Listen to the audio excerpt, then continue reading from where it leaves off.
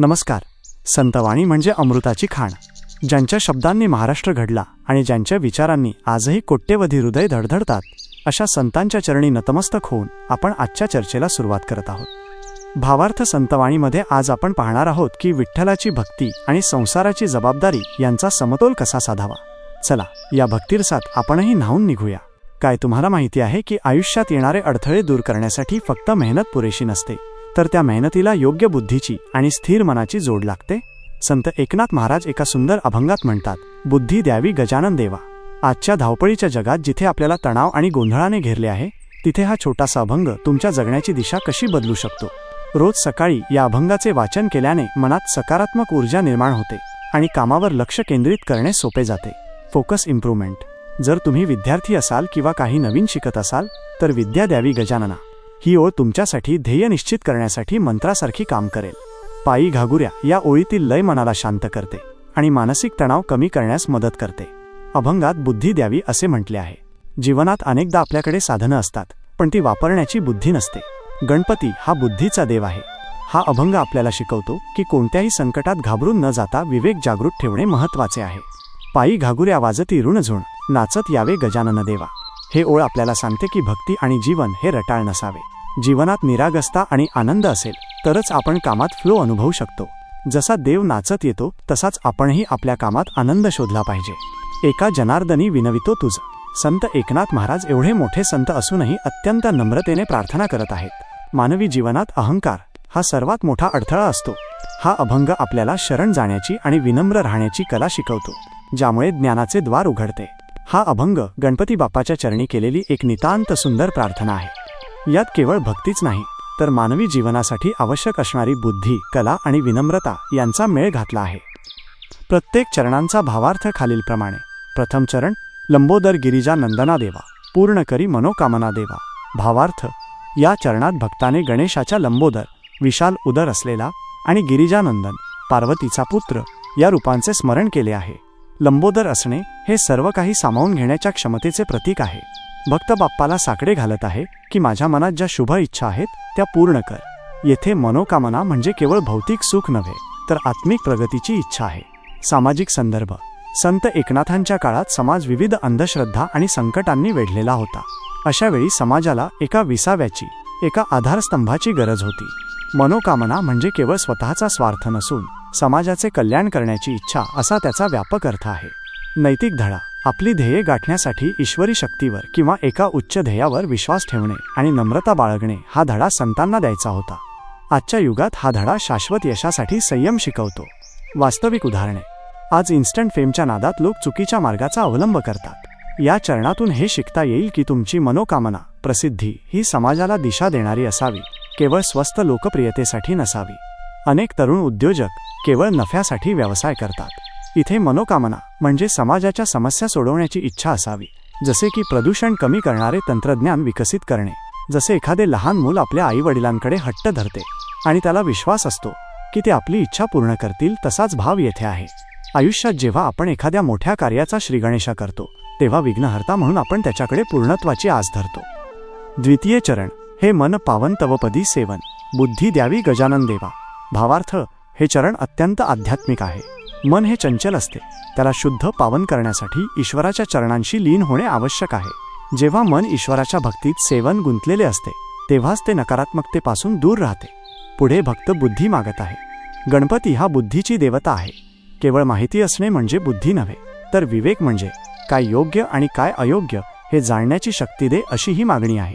सामाजिक संदर्भ. त्याकाळी समाजातील बुद्धिवंत वर्ग बऱ्याचदा अहंकारी होता किंवा सामान्य जनतेला तुच्छ लेखत असे. संतांनी बुद्धी मागताना ती पावन पवित्र असण्यावर भर दिला, जेणेकरून तिचा वापर लोककल्याणासाठी होईल. नैतिक धडा. ज्ञान किंवा बुद्धी असणे पुरेसे नाही, ती बुद्धी नैतिक असणे महत्त्वाचे आहे. केवळ हुशार असण्यापेक्षा सुजाण असणे श्रेष्ठ आहे. वास्तविक उदाहरणे. हॅकर्सकडे अफाट बुद्धी असते, पण ती पावन नसते. जर हीच बुद्धी सायबर सुरक्षेसाठी वापरली तर समाजाचे रक्षण होईल. चुकीची माहिती पसरवून समाजात तेढ निर्माण करणाऱ्या बुद्धीपेक्षा सत्य शोधून काढणारे फॅक्ट चेकर्स हे या चरणाचे आधुनिक रूप आहेत. आजच्या माहितीच्या महापुरात इन्फॉर्मेशन एज आपल्याकडे ज्ञान भरपूर आहे, पण विवेक कमी पडतोय. गढूळ पाणी जसे तुरटी फिरवल्यावर स्वच्छ होते, तसे ईश्वराच्या नामस्मरणाने मन स्वच्छ व्हावे आणि आपल्याला योग्य निर्णयाची बुद्धी मिळावी, हाच याचा मूळ अर्थ आहे. तृतीय चरण, पायी घागुऱ्या वास्ती रुणझुण, नाचत यावे गजानन देवा. भावार्थ, येथे भक्ताचे वात्सल्य आणि गणेशाचे बालरूप प्रकट झाले आहे. रुणझुण वाजणाऱ्या घुंगरांच्या नादात गणपतीने माझ्या आयुष्यात आनंदाने नृत्यांगनाप्रमाणे उत्साहात यावे अशी ही कल्पना आहे. हे केवळ बाह्य नृत्य नाही, तर भक्ताच्या अंतःकरणात निर्माण झालेला भक्तीचा आनंद आहे. देव जेव्हा भक्ताच्या हाकेला धावून येतो तेव्हा तो आनंदाने येतो, हे यात सुचवले आहे. सामाजिक संदर्भ, त्या काळी समाज निराशेच्या गर्तेत होता. संतांना भक्तीमध्ये आनंद आणि नृत्य आणून समाजाला चैतन्य द्यायचे होते. देव हा केवळ दगडात नसून व उत्साहात आणि मंगल कार्यात आहे, हे त्यांना सांगायचे होते. नैतिक धडा, कोणतेही कार्य करताना ते ओझे न मानता आनंद म्हणून करावे. सकारात्मकता हाच यशाचा पाया आहे. वास्तविक उदाहरणे, आज लोक बर्नआउटमुळे तणावात आहेत. गजाननाच्या नाचत येण्याप्रमाणे कामाच्या ठिकाणीही आनंदाचे वातावरण निर्माण करणे गरजेचे आहे. सततच्या स्क्रीनमुळे हरवलेला माणुसकीचा रुणझुण आवाज पुन्हा ऐकण्यासाठी मानवी संबंधांमध्ये आनंद शोधणे आवश्यक आहे. जेव्हा घरात एखादे छोटे बाळ पैंजण घालून चालते तेव्हा घराचे वातावरण जसे चैतन्यमयी होते, तसेच गणेशाच्या आगमनाने माझ्या जीवनातील नैराश्य दूर होऊन तिथे उत्साहाचे नर्तन सुरू व्हावे, अशी ही भावना आहे. चतुर्थ चरण, एका जनार्दनी विनवितो तुझ, विद्या द्यावी गजनना देवा. भावार्थ, संत एकनाथ महाराज ज्यांनी आपले गुरु जनार्दन स्वामींचे नाव एका जनार्दनी असे जोडले आहे, येथे अत्यंत विनम्रतेने शेवटची मागणी करत आहेत, ती म्हणजे विद्या. भारतीय परंपरेत विद्या म्हणजे केवळ पुस्तकी ज्ञान नव्हे, तर सा विद्या या विमुक्तये, जी मुक्त करते ती विद्या. ही विद्या मानवाला अज्ञानाच्या अंधारातून बाहेर काढते. विनम्रता आणि ज्ञान यांचा संगम येथे दिसून येतो. सामाजिक संदर्भ, विद्येचा अधिकार विशिष्ट वर्गापुरता मर्यादित होता. संत एकनाथांनी सर्वांसाठी विद्येची मागणी केली. एका जनार्दनी ही मुद्रा विनम्रतेचे प्रतीक आहे. जेवढे तुम्ही शिकाल तेवढे तुम्ही नम्र झाले पाहिजे. नैतिक धडा, विद्येचा विनियोग हा इतरांना साक्षर करण्यासाठी आणि अंधार दूर करण्यासाठी असावा. शिक्षण म्हणजे केवळ पदवी नव्हे, तर विनय होय. वास्तविक उदाहरणे, विकिपीडिया किंवा मोफत शैक्षणिक प्लॅटफॉर्म्स, उदाहरणार्थ खान अकॅडमी, हे विद्येचे दान करण्याचे आधुनिक मार्ग आहेत. स्वतःचे ज्ञान स्वतःपुरते न ठेवता ते जगाला देणे, हाच तो धडा आहे. AI ही एक मोठी विद्या आहे. तिचा वापर नोकऱ्या घालवण्यासाठी किंवा फसवणुकीसाठी न करा, दुर्धर आजारांवर उपाय शोधण्यासाठी करणे, हीच खरी विद्येची सात्विकता आहे. एखादा महान शास्त्रज्ञ किंवा कलाकार जेव्हा कितीही प्रगती केली तरी म्हणतो की मी अजूनही शिकतोय, ती खरी विद्या. संतांनी येथे हीच नम्रता व्यक्त केली आहे की हे देवा, मला ती श्रेष्ठ विद्या दे, ज्यामुळे माझे जीवन सार्थकी लागेल.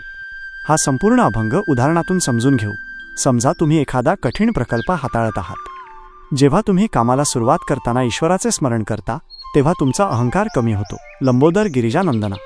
कामात अडथळे आले की डोकं शांत ठेवून मार्ग काढणे म्हणजे शुद्ध बुद्धी वापरणे. जेव्हा ते काम पूर्ण होताना तुम्हाला एक वेगळाच उत्साह आणि आंतरिक आनंद मिळतो, तेव्हा समजावे की तुमच्या हृदयात गजानन नाचत आहेत. तो आनंद म्हणजेच रुणझुण नाद आहे. आजच्या म्हणजेच सध्याच्या काळातील नवीन पिढीसाठी अभंगाचा संदेश त्यांच्या स्टाईलमध्ये. प्रिय मित्रमैत्रिणींनो, तुम्हाला वाटेल की हे अभंग म्हणजे जुन्या काळचे काहीतरी आहे, पण हे खरं तर माइंडफुलनेस आणि इमोशनल इंटेलिजन्सचं सर्वात जुनं मॉडेल आहे. आजच्या माहितीच्या विस्फोटाच्या काळात इन्फॉर्मेशन ओव्हरलोड, जे चांगलं आहे ते स्वीकारा आणि जे वाईट आहे ते पोटात टाका, मनात साठवू नका. लंबोदर होणं म्हणजे जगातील टीका पचवून स्वतःला स्थिर ठेवणं. गुगलकडे माहिती आहे, पण त्या माहितीचा वापर कधी आणि कसा करायचा याला विवेक म्हणतात. हा अभंग तुम्हाला स्मार्ट होण्यापेक्षा वाईज होण्यासाठी प्रेरित करतो. तुम्ही जेव्हा एखादं काम पूर्ण आनंदाने करता तेव्हा तुम्ही फ्लो स्टेटमध्ये असता. हा अभंग सांगतो की आयुष्य हे स्ट्रेसमध्ये जगण्यासाठी नसून ते एका लयीत उत्साहात जगण्यासाठी आहे. केवळ डिग्री मिळवणं म्हणजे विद्या नाही.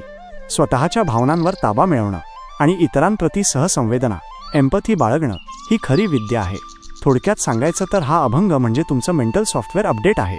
दिवसातून एकदा तरी शांत बसून आपल्या आतल्या त्या गजाननाला, आपल्यातील सुप्त शक्तीला हाक मारा, जेणेकरून तुमची फोकसिंग पॉवर वाढेल आणि आयुष्यात येणारे अडथळे तुम्ही आनंदाने पार करू शकाल. तुमच्यासाठी एक कृती. तर मित्रांनो, लंबोदर गिरिजानंदना हा अभंग फक्त ऐकण्यासाठी नाही, तर तो अनुभवण्यासाठी आहे. जेव्हा आपण बुद्धी, नम्रता आणि आनंदाची मागणी करतो तेव्हा जग बदलण्याची ताकद आपल्यात आपोआप येते. हा अभंग म्हणजे केवळ देवाकडे मागणे नसून स्वतःच्या मनाला आणि बुद्धीला शुद्ध करण्याचा एक मार्ग आहे. संकटात न डगमगता आनंदाने आणि शुद्ध बुद्धीने जीवनाचा प्रवास करणे, हाच या रचनेचा मूळ गाभा आहे. आज दिवसभरात जेव्हा कधी तुम्हाला राग येईल किंवा ताण जाणवेल तेव्हा फक्त 2 मिनिटे डोळे मिटून बुद्धी द्यावी. गजानन देवा हा विचार करा आणि स्वतःला विचारा, मी या परिस्थितीत अधिक शांतपणे सद्बुद्धीने कसे वागू शकेन. धन्यवाद. तुमच्या मनातील एखादा आवडता अभंग किंवा संतांची शिकवण कमेंटमध्ये नक्की लिहा. आपण त्यावर नक्कीच चर्चा करू.